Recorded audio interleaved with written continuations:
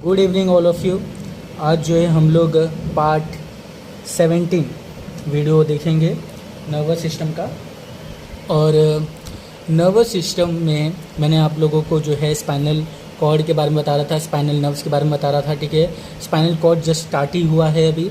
Okay, उसको हम continue करते हैं।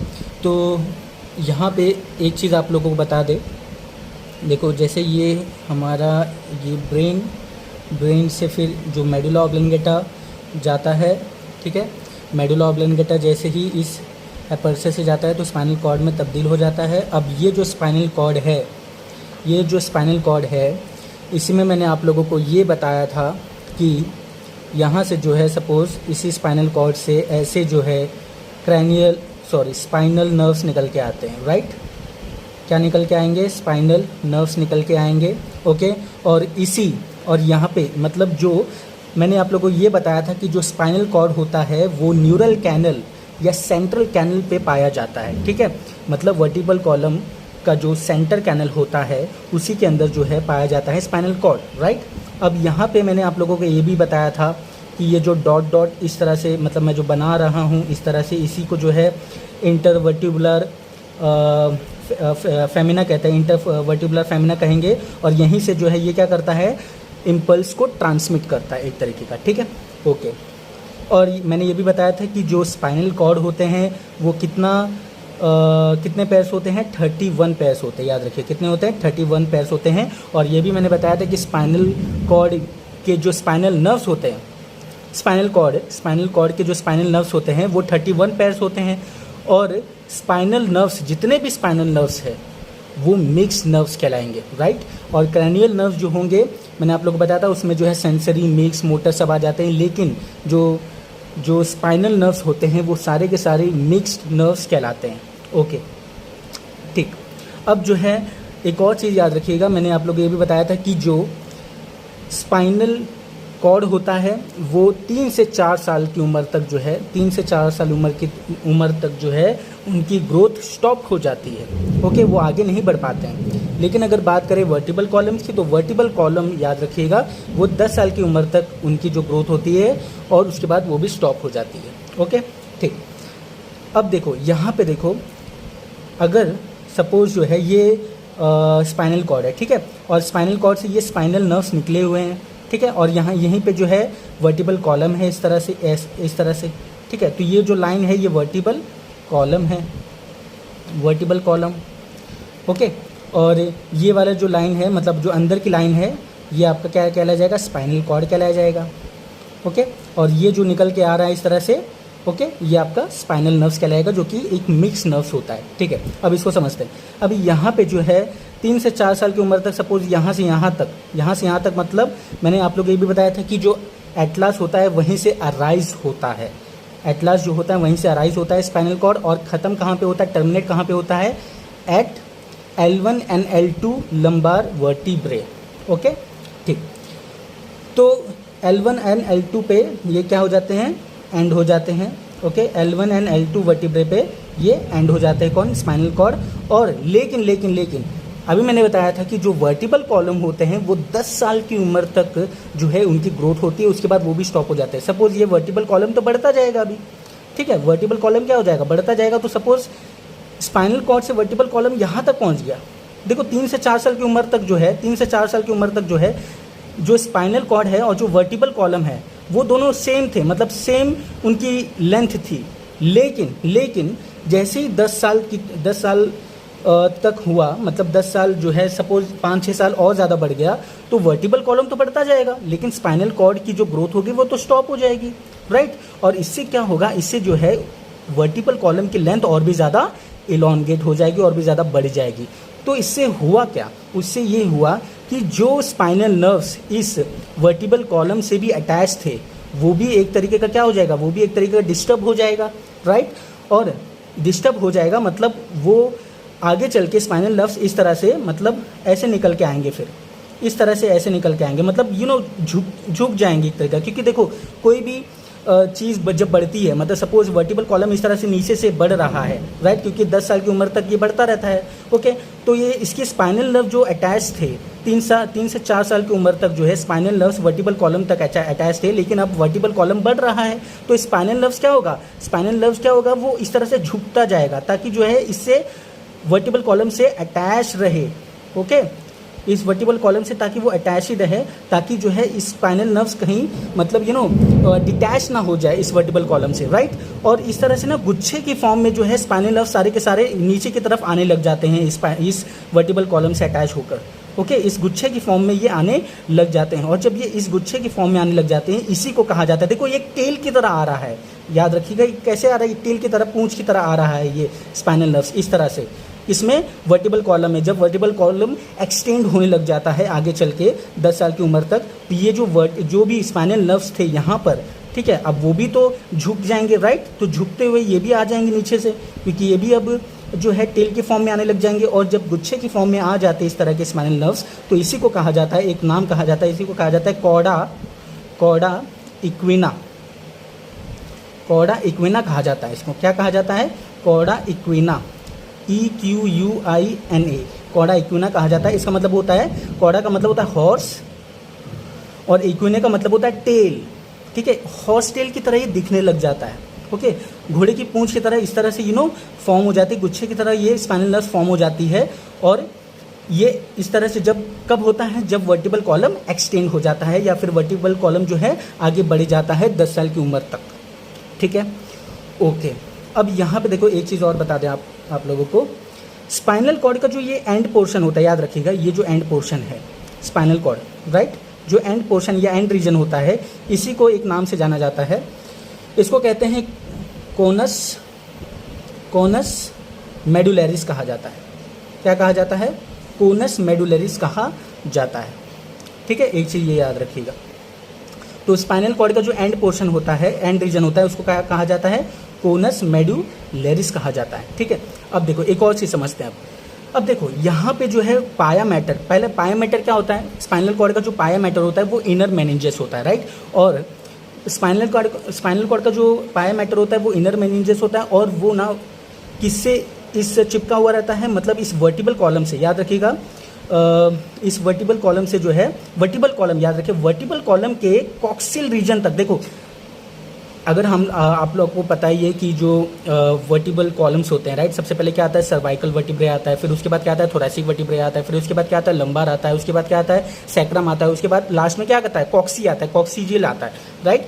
तो लास्ट में वर्टिबल कॉलम का जो रीजन होता है वो कौन सा होता है, कॉक्सीजियल रीजन होता है, और इसी कॉक्सीजियल रीजन से जो पाया मैटर अटैच रहता है स्पाइनल कॉर्ड का, स्पाइनल कॉर्ड का जो पाया मैटर होता है इस कॉक्सीजियल रीजन से फ्यूज हो जाता है, ओके। और इसी रीजन को फिर क्या कहा जाता है, एक नाम से जानते हैं जिसको कहते हैं फाइलम टर्मिनल। क्या कहेंगे, फाइलम टर्मिनल कहा जाता है, ओके। एक बार और बता देते हैं, स्पाइनल कॉर्ड का जो पाया मैटर होता है, पाया मैटर क्या है, इनर मेनिंजेस है, राइट। तो स्पाइनल कॉर्ड का जो पाया मैटर होता है वो वर्टिबल कॉलम के कॉक्सीजियल रीजन के साथ फ्यूज हो जाता है, और उसी रीजन को हम फाइलम टर्मिनल कहा जाता है, ओके। उसी रीजन को क्या कहेंगे, फाइलम टर्मिनल कहेंगे, ठीक है। तो एक बार और रिवाइज करा देते हैं, कॉनस मेडुलरिस क्या होता है, स्पाइनल कॉर्ड का एंड पोर्शन होता है, ओके। कॉर्डा इक्विना क्या होता है, जैसे ही जो है एक्सटेंड हो जाता है वर्टिबल कॉलम, तो जो स्पाइनल नर्व्स आते हैं वो टेल की तरफ नीचे आने लग जाते हैं, और इसी गुच्छे को हम क्या कहते हैं, स्पाइनल नर्व्स के गुच्छे को हम क्या कहेंगे, कॉर्डा इक्विना कहा जाता है, जिसको हॉस्टेल कहा जाता है, राइट। और जो पाया मैटर होता है स्पाइनल कॉर्ड का वो वर्टिबल कॉलम के कॉक्सीजियल रीजन के साथ फ्यूज हो जाता है, जिसको कहा जाता है फाइलम टर्मिनल, ओके, ठीक है। ये थोड़ी सी इंफॉर्मेशन थी। अब हम लोग समझते हैं रिफ्लेक्स आर्क, ठीक है। नेक्स्ट क्या है हमारा topic, reflex arc. Reflex arc, अब ये रिफ्लेक्स आर्क क्या होता है, देखो रिफ्लेक्स आर्क, अब इसको जो है समझने के लिए मुझे जो है पहले जो है ये ड्रॉ करना पड़ेगा। यहाँ पे देखिए, देखो मैंने एक चीज़ आप लोगों को बताया था, BWI, brain white matter inside, मतलब ब्रेन में जो वाइट मैटर होता है वो इनसाइड होता है, राइट, और ग्रे मैटर क्या होता है, आउटसाइड होता है ब्रेन में।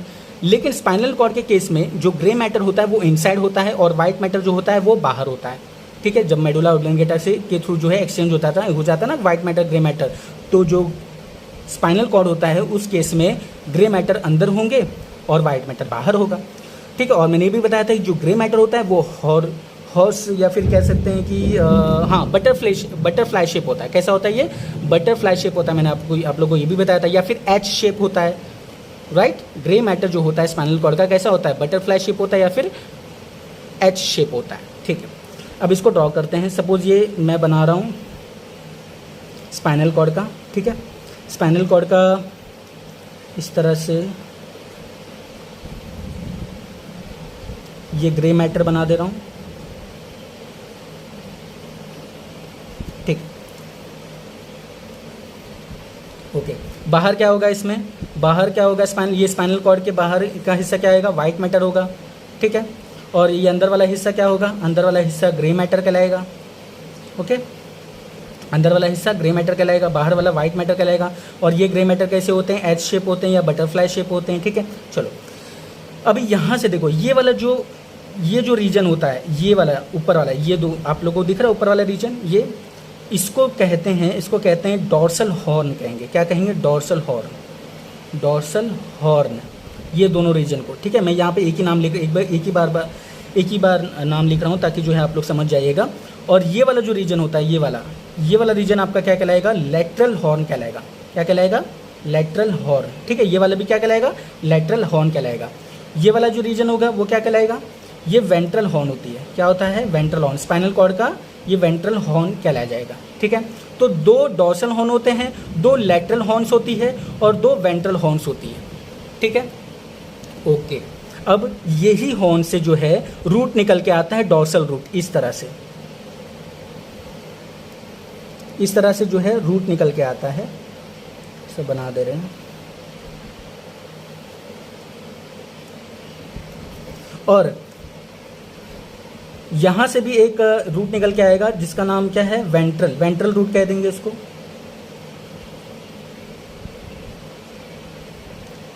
इस वेंट्रल हॉर्न से जो रूट निकल के आ रहा है उसमें हम क्या कह देंगे? वेंट्रल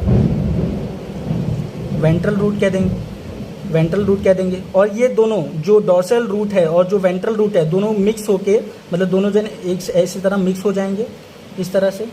ठीक है, और इस तरह से ये मिक्स जब हो जाते हैं ना, ये इस तरह से ये मिक्स हो जाते हैं, तो ये मिक्स नर्व कहलाता है या मिक्स न्यूरॉन कहलाता है। याद रखिएगा, क्या कहलाता है? Mix neuron. अब इसको समझते हैं। देखो, ये डॉर्सल रूट है, ये वेंट्रल रूट है। ठीक है, ये डॉर्सल रूट आ रहा है कहाँ से? डॉर्सल हॉर्न से। और वेंट्रल रूट आ रहा है कहाँ से? वेंट्रल हॉर्न से। ठीक है, और बीच वाला क्या है? लेटरल हॉर्न है। ओके, उसको समझेंगे अभी। तो यहाँ पे जो डॉर्सल हॉर्न है, याद रखिएगा, इसमें जो है सेंसरी न्यूरॉन्स पाए जाएंगे। क्या पाए जाएंगे? सेंसरी न्यूरॉन या सेंसरी न्यूरॉन के या सेंसरी फाइबर्स कह सकते हैं। सेंसरी फाइबर्स पाया जाएगा या सेंसरी न्यूरॉन पाया जाएगा। ओके, और इस डॉर्सल रूट में क्या पाया जा रहा है? Sensory neuron. और वेंट्रल रूट में क्या पाया जाएगा? वेंट्रल रूट में पाया जाएगा मोटर न्यूरॉन। क्या पाया जाएगा? Motor neuron. अब ये जो सेंसरी न्यूरॉन है जो कि डॉर्सल साइड से आ रहा है, ओके, और जो मोटर न्यूरॉन है जो कि वेंट्रल रूट से आ रहा है, दोनों जन एक साथ मिक्स होकर क्या बनाए? कौन सा न्यूरॉन बनाएंगे? मिक्स न्यूरॉन बना देंगे। ठीक है, और मैंने आप लोगों को बताया था कि स्पाइनल नर्व्स ऐसे नर्व्स होते हैं जो कि मिक्स नर्व्स होते हैं। कैसे होते हैं ये स्पाइनल नर्व्स? मिक्स नर्व्स होते हैं। ओके, ठीक। अभी देखो, ये जो स्वेलन पार्ट दिख रहा है आप लोगों को, सूजा हुआ हिस्सा इस डॉर्सल रूट का, इसको ये वाला जो हिस्सा होता है ना, इसमें देखो, इसको ये वाला जो हिस्सा होता है इसको डीआरजी कहा जाता है। मैंने आप लोगों को देखो पढ़ा रहा था यूनिपोलार, स्यूडोपोलार, बायपोलार न्यूरॉन। जब इस तरह से ये पढ़ा रहा था तो मैंने आप लोगों को बताया था कि इस डीआरजी में, मतलब डॉर्सल रूट ऑफ गैंग्लियन, इसको क्या कहा जाता है? Dorsal root of ganglion. इसमें जो होता है, इसमें कौन सा न्यूरॉन पाया जाता है? स्यूडोपोलार न्यूरॉन पाया जाता है। याद रखिए, कैसा पाया जाता है? स्यूडो। मैंने बताया था इस तरह से ऐसे ब्रांचेस निकल के आते हैं, इस तरह से ऐसे ब्रांचेस निकल के आते हैं, स्यूडो टाइप। ओके, एक ही पोल से दो ब्रांचेस निकल के आते हैं स्यूडोपोलार न्यूरॉन के केस में। और वो किस में देखने को मिलता है? डॉर्सल रूट ऑफ गैंग्लियन में। मैंने आप लोगों को जब पढ़ा रहा था यूनिपोलार, बायपोलार, स्यूडोपोलार, मल्टीपोलार, जब ये सब न्यूरॉन्स पढ़ा रहे थे, तब जो है मैंने आप लोगों को बताया था कि स्यूडोपोलार न्यूरॉन किस में पाया जाएगा? इस डॉर्सल रूट ऑफ गैंग्लियन में। ओके, ठीक।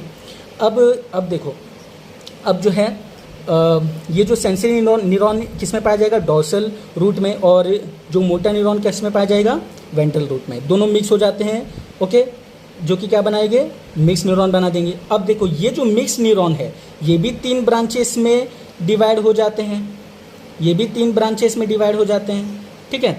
और ये वाला जो ब्रांच कहलाया जाएगा, ये वाला जो है इसको कहा जाएगा डॉर्सल रेमस। क्या कहा जाएगा, डॉर्सल रेमस कहा जाएगा, जो कि किससे रिलेटेड होगा, सेंस ऑर्गन से, ठीक है, सेंस ऑर्गन से रिलेटेड होगा। ये वाला जो बीच वाला जो हिस्सा है इसको कहा जाता है ये वाला कौन सा हिस्सा कहलाया जाएगा, बीच वाला रेमस, हाँ रेमस, ये वाला जो बीच का हिस्सा है इसको कहा जाएगा रेमस कॉम्युनिसेंस। मैं ऊपर लिख देता हूँ, यहाँ पे नाम लिख देता हूँ, आप लोग चेक कर लीजिएगा क्योंकि जिस स्पेस में है ना, तो इसका नाम यहाँ लिख देता हूँ, रेमस कॉम्युनिसेंस कहा जाएगा इसको, ठीक है, रेमस कॉम्युनिसेंस कहा जाएगा, जो कि इनवॉलेंट्री ऑर्गन्स के लिए रिस्पॉन्सिबल होंगे। किसके लिए रिस्पॉन्सिबल होंगे, ये इनवॉलेंट्री ऑर्गन्स के लिए, इससे रिलेटेड, इनवॉलेंट्री ऑर्गन से रिलेटेड होंगे ये रेमस कॉम्युनिसेंस। और रेमस कॉम्युनिसेंस याद रखिएगा, इसमें भी 2 चीज़ें आ जाती हैं, वाइट रेमस कॉम्युनिसेंस और ग्रे रेमस कॉम्युनिसेंस, जो कि कन्वे करते हैं दोनों सिम्फेटेटिक नर्वस सिस्टम्स को, ठीक है। उसके बारे में हम लोग आगे जानेंगे, बस इतना जान लीजिए आप, ओके। और तीसरा जो होता है ये वाला, ये क्या कहलाया जाएगा, वेंट्रल रेमस कहलाया जाएगा, ठीक है। क्या कहलाया जाएगा, वेंट्रल रेमस, ओके। और ये जो वेंट्रल रेमस है ये किससे रिलेटेड होगा, ये रिलेटेड होगा मसल से, या फिर बॉडी पार्ट से कह दो, डायरेक्टली बॉडी पार्ट से कह दो, या फिर मसल से कह दो, मसल्स, या फिर ग्लैंड से, ठीक है, मसल्स ग्लैंड से रिलेटेड होंगे ये वेंट्रल रेमस, ठीक है। अब इसको समझते हैं। अब देखो जो सेंस ऑर्गन होगा, सेंस ऑर्गन के पास सेंसरी रिसेप्टर्स होते हैं, तो सेंसरी रिसेप्टर्स के थ्रू क्या होगा कि जो इम्पल्स आएगा, ठीक है, इम्पल्स आएगा, और इम्पल्स जो है सेंसरी न्यूरॉन्स के थ्रू जो है वो चला जाएगा किसमें, इस सीएनएस में, मतलब इस स्पाइनल कॉर्ड में, इस सीएनएस में चला जाएगा, राइट।